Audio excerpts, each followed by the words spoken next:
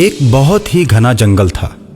उस जंगल में एक बहुत ही सुंदर तालाब था जिसमें कमल के फूल खिले हुए थे, जो तालाब की सुंदरता में चार चांद लगा रहे थे। जंगल के आसपास के गांव वाले उस घनघोर जंगल के तालाब के पास डर की वजह से नहीं जाते थे।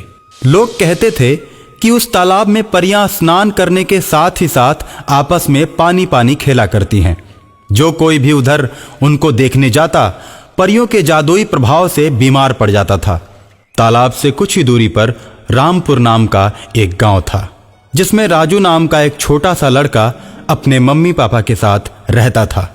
उसके मम्मी पापा बहुत ही गरीब थे, इसलिए उसके लिए खिलौने भी नहीं खरीद पाते थे। राजू अक्सर खेतों की मिट्टी से ही खेला करता था। मिट्टी से टेढ़े मेढ़े खिलौने तैयार करके वो खूब खुश हो जाता था। बेटा राजू, मिट्टी मिट्टी नहीं खेला करते, देखो तुम्हारे कपड़े कितने गंदे हो गए। माँ, मैं मिट्टी मिट्टी नहीं खेलूंगा, लेकिन मेरे लिए खेलने के लिए खिलौने तो ला दो। ठीक है, मैं बाजार से जाकर खिलौने ला दूंगी। माँ की बात सुनकर राजू खुश हो जाता है। राजू के मम्मी पापा उसे घर पर अकेले ही छोड़कर बाजार की तरफ जाते हैं और जाते हुए राजू से कहते हैं, बेटा इधर उधर मत जाना और जंगल में उस तालाब की तरफ तो बिल्कुल भी मत जाना। ठीक है पापा, मैं घर छोड़कर कहीं नहीं जाऊंगा। मम्मी पापा के जाने के बाद राजू के मन में तालाब और जंगल घूमने लगते हैं और वो उन्हें देखना चाहता है। राजू खुद को रोक नहीं पाता और जंगल की तरफ चल देता है और कुछ ही दूरी पर वो परियों को स्नान करते हुए देखता है। सुंदर सुंदर प्यारी प्यारी परियों को देखकर राजू खुश हो जाता है, लेकिन डर की वजह से उनके पास नहीं जाता है। परियां पानी पानी खेलती हैं और शाम होते ही वो गायब हो जाती हैं। जाते समय परियों को ख्याल नहीं रहता, पर एक छोटी परी तालाब में छूट जाती है। छोटी परी चल तो सकती है लेकिन उड़ नहीं सकती क्योंकि उसके पंख बहुत ही छोटे हैं। राजू उस नन्ही परी को अकेले देखता है तो उसके पास जाता है और उससे कहता है, बहन, तुम्हारा नाम क्या है? मैं परी हूँ और मेरी मम्मी का नाम सोन परी है। तुम हमारी दोस्त बनोगी, हम लोग साथ साथ खूब खेलेंगे।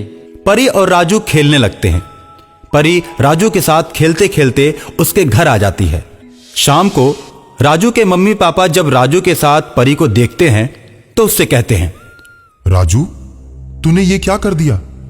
अब तो परियां क्रोध में आकर हम सबको श्राप दे देंगी। क्यों डरते हो अंकल? ऐसा कुछ भी नहीं होगा। मैं तो राजू के साथ खेलूंगी, फिर मेरी मम्मी आएगी और मुझे लेकर जाएगी और बदले में राजू को ढेर सारे खिलौने देगी। रानी परी के मुख से यह बात सुनकर राजू के मम्मी पापा बहुत खुश होते हैं। उन्हें अब सोन परी का डर नहीं रहता। रानी परी और राजू फिर एक साथ खेलने लगते हैं। अरे राजू, तुम्हारे घर में तो एक भी खिलौना नहीं है। मम्मी मम्मी, तुम बाजार से खिलौने लाने की बोली थी ना, मेरे खिलौने कहाँ हैं? बेटे, आज मेरे पास पैसे नहीं है, कल मैं तुम्हारे लिए जरूर खिलौने लेकर आऊंगी। आंटी जी, तुम पैसे के बिना खिलौने नहीं लाई, ये लो पैसे। रानी परी हवा में हाथ हिलाती है और पैसों से भरा एक थैला हवा में तैरते हुए राजू की मम्मी के पास चला आता है। आंटी जी, आपके पास पैसे नहीं है, ये लो, ये परी लोग के पैसे हैं। ये पैसे सोने के होते हैं, आप इन्हें बेचकर अच्छा सा घर बना लो। मेरे और राजू के लिए बहुत सारे खिलौने लेकर आओ। राजू के मम्मी पापा सोने के सिक्कों को देखकर बहुत ही खुश होते हैं और कुछ ही दिनों में सोने के सिक्कों को बेचकर बहुत बड़ा घर बनवा लेते हैं। और उसके बाद राजू के मम्मी पापा अपने गांव में सबसे ज्यादा अमीर हो जाते हैं।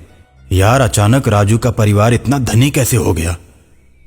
राजू तो कुछ दिनों से घर से बाहर भी नहीं निकल रहा है। चलो हम पता लगाते हैं कि मामला क्या है। गांव वाले छुप छुप कर राजू के घर की बात को सुनते हैं। राजू के घर से परी की आवाज आती है। वे लोग समझ जाते हैं कि परी के चलते ही राजू का परिवार इतना धनी हुआ है और गांव वाले मुखिया से जाकर कहते हैं, राजू के साथ साथ उस नन्ही परी को भी चौपाल पर लाया जाए। हम भी परी को देखना चाहते हैं। राजू, मैं तो इंसानों के बीच नहीं रहती, वो तो तुम मेरे दोस्त बन गए थे, इसलिए मैं तुम्हारे घर आ गई। मुझे चुपके से तालाब की तरफ ले चलो, मेरी माँ वहाँ आई होगी। मैं अपनी माँ के साथ चली जाऊंगी, नहीं तो ये लोग मुझे मार ठीक है, मगर मैं तुम्हें छोड़कर नहीं रह पाऊंगा। मैं भी तुम्हें छोड़कर नहीं रह सकती। तुम जब भी बुलाओगे ना तो मैं जहाँ भी रहूंगी चले आऊंगी। ठीक है रानी परी। राजू नन्ही परी को लेकर तालाब की तरफ जाता है। तालाब में परियां पानी पानी खेल रही होती हैं। वहीं पर जाकर राजू रानी परी को छोड़ देता है। रानी परी को छोड़कर राजू बहुत ही रोता है और भारी मन से अपने घर की तरफ चल देता है। राजू जब अपने घर आता है तो घर में मम्मी पापा को न पाकर चौपाल की तरफ जाता है। गांव वाले उसके मम्मी पापा को पेड़ से बांधकर उससे पूछते हैं, बता परी कहाँ है? हम दोनों नहीं जानते कि परी कहाँ है और वो राजू के साथ कहाँ गई हुई है। ठीक है, जब तक राजू परी को लेकर नहीं आ जाता हम लोग इंतजार करेंगे और जैसे ही वे दोनों आएंगे तुम लोगों को खोल दिया जाएगा। राजू चौपाल पर आता है और अपने मम्मी पापा को बंधा हुआ देखकर मुखिया से कहता है, प्रधान जी, आपने मेरे मम्मी पापा को क्यों बांधा है? ये तो बहुत गलत बात है। उन्होंने कौन सा अपराध किया है? क्या आपके गांव में गरीब का अमीर हो जाना अपराध माना जाता है? अरे ये तो बहुत बोलता है, इसे भी बांध दो। गांव वाले राजू को उसके मम्मी पापा के साथ बांध देते हैं। राजू संकट में पड़कर रानी परी को याद करता है। मम्मी, मेरा दोस्त संकट में पड़ा हुआ है, उसकी मदद करो ना। रानी परी की बात सुनकर सोन परी अपनी सहेलियों के साथ चौपाल पर आ जाती है और मुखिया सहित पूरे गांव वालों को जादुई छड़ी से बांध देती है।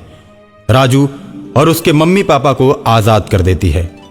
गांव वाले राजू से माफी मांगने लगते हैं और कहते हैं कि दोबारा ऐसी गलती नहीं करेंगे। राजू सोन परी से कहकर गांव वालों को छुड़ा देता है।